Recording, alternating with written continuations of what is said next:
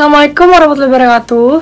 Saya Ferdinand Zara Putri kelas 12 IPS 2. Di sini saya akan menjelaskan tentang kasus pelanggaran HAM. Di sini juga saya akan mengambil salah satu contoh kasus pelanggaran HAM di Indonesia. Sebelum kita membahas kasus pelanggaran HAM di Indonesia, saya akan menjelaskan tentang hak asasi manusia atau HAM.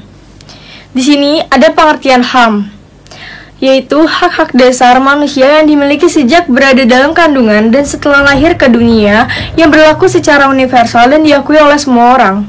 Hak asasi manusia meliputi hak hidup, hak kemerdekaan atau kebebasan, hak milik, dan hak-hak dasar lain yang melekat pada diri pribadi manusia dan tidak dapat diganggu-gugat oleh orang lain. Hak asasi manusia hakikatnya semata-mata bukan dari manusia sendiri, tetapi dari Tuhan Yang Maha Esa, sebagaimana tercantum dalam pembukaan hak asasi manusia menurut ketetapan MPR nomor 17.988 bahwa hak asasi manusia adalah hak-hak dasar yang melekat pada diri manusia secara kodrat, universal, dan abadi sebagai anugerah Tuhan Yang Maha Esa.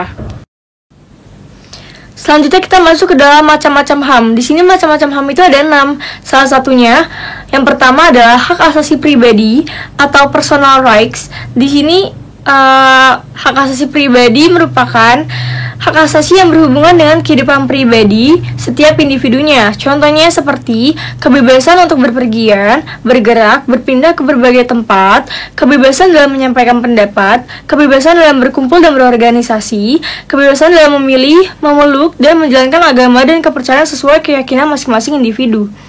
Yang kedua, hak asasi politik atau political rights. Ini merupakan hak asasi yang terkait dengan kehidupan politik seseorang. Contohnya seperti hak untuk dipilih atau memilih dalam suatu pemilihan, hak dalam keikutsertaan kegiatan pemerintahan, hak dalam mendirikan partai politik dan organisasi politik, dan hak dalam membuat usulan petisi. Selanjutnya yang ketiga, hak asasi hukum atau legal equality rights. Di sini ini adalah hak mendapatkan kedudukan yang sama dalam hukum dan pemerintahan. Contohnya seperti hak untuk mendapat perlakuan yang sama dalam hukum dan pemerintahan, hak seseorang untuk menjadi pegawai negeri sipil. Yang keempat, hak asasi ekonomi atau property rights. Ini merupakan hak masing-masing individu terkait dengan kegiatan perekonomian. Contohnya seperti kebebasan dalam kegiatan jual beli dan juga kebebasan dalam melakukan perjanjian kontrak. Yang kelima, hak asasi peradilan atau procedural rights. Ini merupakan hak untuk mendapat perlakuan sama dalam tata cara pengadilan. Contohnya, hak untuk mendapatkan pembelaan hukum di pengadilan dan hak untuk mendapatkan persamaan atau perlakuan penggeledahan, penangkapan, penahanan, dan penyelidikan di muka hukum. Yang keenam atau yang terakhir, hak asasi sosial budaya atau social culture rights. Ini merupakan hak individu terkait dengan kehidupan bermasyarakat. Contohnya, hak untuk menentukan, memilih, dan mendapatkan pendidikan, dan hak untuk mengembangkan budaya yang sesuai dengan bakat dan minat. Latar belakang terjadinya pelanggaran HAM. Ada dua faktor terjadinya pelanggaran HAM, yaitu yang pertama adalah faktor internal dan yang kedua faktor eksternal. Di sini kita masuk terlebih dahulu ke faktor internal. Faktor internal adalah keadaan psikologis para pelaku, sifat egois, tidak toleran dengan orang lain, dan tingkat kesadaran para pelaku pelanggaran HAM. Yang kedua, faktor eksternal. Perangkat hukum yang tidak tegas dan tidak jelas sehingga menimbulkan ketidakpastian hukum. Struktur sosial dan politik yang memungkinkan terjadinya pelanggaran hukum atau HAM. Teknologi yang digunakan secara kurang tepat. Di sini kita masuk ke dalam salah satu contoh kasus pelanggaran HAM di Indonesia, yaitu unjuk rasa dan kerusuhan Papua 2019. Lokasinya terjadi di Malang, Jawa Timur, dan sebenarnya unjuk rasa ini terjadi di berbagai daerah. Salah satunya seperti Bandung, Jakarta, Surabaya, dan juga Papua, dan lain-lain. Terjadi pada tanggal 15 Agustus 2019 dan di sini ada pihak-pihak yang terlibat. Salah satunya adalah Komite Aksi ULM-WP, AMP, FRI-WP, dan juga KMP. Selanjutnya kita masuk ke dalam latar belakang masalahnya. Tepat pada pukul 9 pagi, ketika hendak menuju ke Balai Kota Malang, masa pengunjuk rasa dari Aliansi Mahasiswa Papua dan Front Rakyat Indonesia untuk West Papua dihadang oleh sejumlah warga di sekitar perempatan Raja Bali. Terjadi cekcok antara pengunjuk rasa dan masa penghadang, yang diikuti dengan kejar-kejaran dan saling lempar batu antar massa di Jalan Basuki Rahmat. Polisi kemudian meraih menyekat kedua massa tersebut. Massa pengunjuk rasa kemudian sempat berorasi mengaspirasikan kemerdekaan Papua. Sekitar pukul 10:15, massa Aremania kebetulan hendak menuju pertandingan di Stadion Kanjuruhan mulai berdatangan di lokasi. Selanjutnya terjadi saling teriak antara massa dan pembubaran paksa oleh massa Aremania. Bentrokan baru benar-benar bisa dihentikan sekitar pukul 10:30. Massa pengunjuk rasa kemudian diangkut dengan truk polisi dan selanjutnya dipulangkan, sementara pengunjuk rasa yang terluka langsung dibawa ke rumah sakit. Kronologinya, pada 19 Agustus 2019, ribuan orang berunjuk rasa di Manokwari, ibu kota provinsi Papua Barat. Unjuk rasa ini berubah menjadi kerusuhan yang mengakibatkan terbakarnya gedung DPRD setempat. Menurut laporan pemerintah, 3 petugas polisi terluka akibat lemparan batu dari para pengunjuk rasa. Selain fasilitas umum, beberapa properti pribadi juga dibakar. Beberapa dari para pengunjuk rasa membawa bendera bintang kejora, bendera lama Nugini Belanda yang digunakan oleh organisasi Papua Merdeka, sambil meneriakkan slogan pro kemerdekaan. Di Indonesia, tindakan tersebut dapat dihukum hingga 15 tahun penjara. Wakil Gubernur Papua Barat, Muhammad Lakotani, mengatakan bahwa ekonomi kota sepenuhnya lumpuh akibat protes yang dilakukan.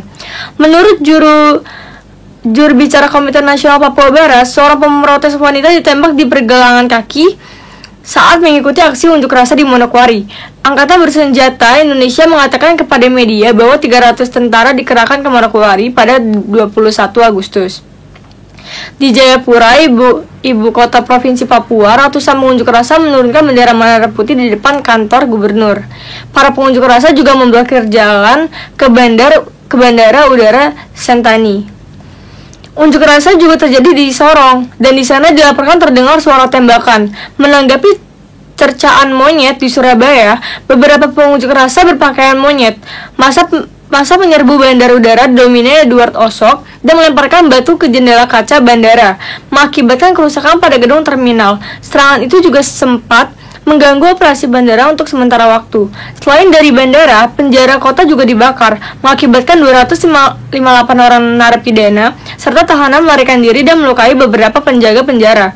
Meskipun demikian, pada 23 Agustus seorang petugas penjara mencatat bahwa sebagian besar tahanan yang melarikan diri hanya berusaha untuk melarikan diri dari api dan memeriksa keluarga mereka, dan kebanyakan pelarian telah kembali ke penjara tersebut.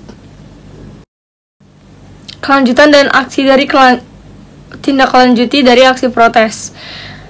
Kementerian Komunikasi dan Informatika Indonesia Rudiantara melakukan pelambatan akses internet di sekitar Sorong dalam satu langkah yang dinyatakan sebagai langkah untuk memerangi disinformasi. Kementerian juga dilaporkan telah menutup akun media sosial yang berbagi konten provokatif. Penutupan internet tersebut menyebabkan unjuk rasa lain terhadap kementerian di Jakarta oleh organisasi hak asasi manusia setempat. Pada malam 19 Agustus, Presiden Indonesia Jokowi merilis pernyataan yang mendesak ketenangan dan mengatakan kepada orang Papua bahwa emosi itu boleh, tapi memaafkan lebih baik, sabar juga lebih baik. Jokowi juga menyiapkan kunjungan ke wilayah tersebut. Menteri Koordinator Bidang Politik Hukum dan Keamanan Indonesia, Wiranto, juga merilis pernyataan yang menjanjikan penyelidikan lengkap dan adil atas insiden di Surabaya dan menambahkan bahwa situasi di Papua terkendali. Kepala Kepolisian Nasional Tito Karnavian mengklaim bahwa kerusuhan itu disebabkan oleh selain dari insiden di Surabaya dan perlakuan terhadap siswa yang terlibat, juga karena sebuah berita tipuan tentang salah satu siswa yang terbunuh soal penahanan mereka. Tri Susanti, seorang anggota Partai Gerindra dan memimpin unjuk rasa di Surabaya terhadap pelajar Papua, secara terbuka meminta maaf setelah protes Papua dan membantah tuduhan kekerasan fisik terhadap para mahasiswa. Tokoh Kemerdekaan Papua Barat Beni Wenda berkomentar bahwa insiden di Surabaya telah menyalakan api unggun rasisme, diskriminasi, dan penyiksaan orang Papua Barat selama hampir 60 tahun oleh Indonesia. Pada tanggal 27 Agustus, Gubernur Papua Lukas NMB mengunjungi gedung para mahasiswa Papua di Surabaya. Akan tetapi ia langsung ditolak oleh mereka, yang sebelumnya telah menolak semua pengunjung dengan memasang spanduk bertuliskan "Siapapun yang datang kami tolak". Opini dan analisa pribadi. Di sini saya memberikan opini dan di sini juga saya mendapatkan analisa. Jadi opininya adalah tindakan unjuk rasa ini untuk mengungkapkan rasa sakit hati para masyarakat Papua karena adanya tindakan rasisme yang menyakiti hati masyarakat. Tindakan unjuk rasa ini juga untuk meminta pemerintah agar menindaklanjuti keadaan rasisme tersebut dan juga agar pemerintah mengedepankan rasa persatuan dan kekeluargaan agar tidak terjadinya tindakan rasisme yang menyakiti perasaan seseorang. Analisanya, ada dua masalah utama dalam konflik yang terjadi sekarang. Pertama yaitu adanya rasisme berupa panggilan monyet kepada mahasiswa Papua di Jawa Timur, sehingga pihak keluarga merasa terhina sanak saudara diperlakukan seperti itu. Faktor kedua yang dia dengar dari masyarakat di Papua yakni kekecewaan mereka atas sikap pemerintah kepada masyarakat Papua khususnya yang berada di daerah pedalaman seperti Nduga. Semacam pemerintah membiarkan orang-orang Nduga mati sakit di hutan. Di sini saya akan menambahkan lagi opini saya. Jadi menurut saya tindakan unjuk rasa ini untuk menunjukkan bahwa masyarakat Papua itu adalah masyarakat Papua sangat sakit hati karena karena adanya rasisme dan diskriminasi kepada masyarakat Papua. Di sini masyarakat Papua hanya ingin menunjukkan bahwa rasisme di Indonesia harus dihentikan dan diskriminasi ini juga harus ditindaklanjuti juga. Karena di sini seakan-akan masyarakat Papua merasa tidak dihargai oleh masyarakat Indonesia lainnya. Padahal daerah Papua juga termasuk bagian dari negara Indonesia yang dimana masyarakat Papua juga termaksud masyarakat Indonesia yang seharusnya kita semua mempunyai rasa persatuan dan kesatuan dan kekeluargaan dan saling menghargai satu sama lain dan tidak memandang apapun fisiknya dan juga tidak memandang apapun jabatannya. Kita adalah masyarakat Indonesia yang menerapkan Pancasila yang dimana adanya persatuan dan kesatuan dan juga keadilan sosial. Di sini masyarakat Indonesia tidak menunjukkan bahwa adanya rasa persatuan dan kesatuan kepada masyarakat Papua karena di sini terlihat bahwa di daerah pedalaman Papua yaitu Nduga di mana masyarakat Nduga mati kelaparan karena pemerintah membiarkan orang Nduga mati begitu saja. Dan di sini pemerintah tidak menunjukkan rasa kesatuan dan juga rasa peduli kepada masyarakat di Indonesia. Di sini unjuk rasa ini hanya untuk membuat semua masyarakat Indonesia sadar bahwa masyarakat Papua juga manusia, juga bagian dari Indonesia dan juga salah satu keluarga dan juga salah satu saudari kita dan keluarga kita yang juga sama-sama harus dihargai, kita beri toleransi juga. Jadi di sini kerusuhan yang terjadi ini juga karena ketidaksengajaan atau karena terjadinya emosi yang terlalu meluap karena ada rasa sakit hati dari masyarakat Papua karena mendengar bahwa saudaranya yaitu dari mahasiswa yang di Jawa Timur, salah satu orang Papua itu dihina dengan cercaan monyet. Di sini mereka hanya ingin menunjukkan bahwa mereka membela masyarakat Papua.